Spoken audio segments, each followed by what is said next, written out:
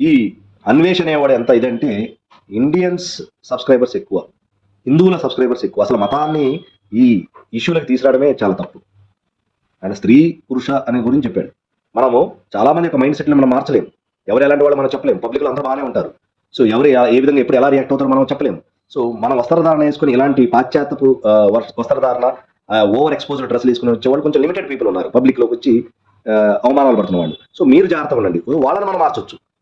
So మీరు అంటున్నారు అది పురుషులకు చెప్పాలి, వాళ్ళని ఏ, మార్చాలి, మైండ్ సెట్ మార్చాలి. ఎంతమంది పురుషులు మారుస్తావు, ఎంతమంది ఎవరికి ఏ మైండ్ సెట్ ఉందో ఎలా తెలుసుకుంటావు?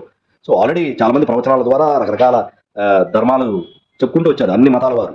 కానీ కొంతమంది మారరు రకరకాల రుగ్మతల వల్ల. సో కాబట్టి మనం ఎవరైతే ఈ డ్రెస్సులు వేసుకుని వచ్చారో వాళ్ళ కంట్రోల్ చేయడం ఈజీయా? ఇలాంటి రుగ్మతలు ఎక్కువ ఎవరు ఏ రుగ్మతలు ఉన్నాయో మనం చెప్పలేని పరిస్థితిలో ఉన్న వాళ్ళని కంట్రోల్ చేయడం ఈజీయా? అది పబ్లిక్ అర్థం చేసుకోవాలి.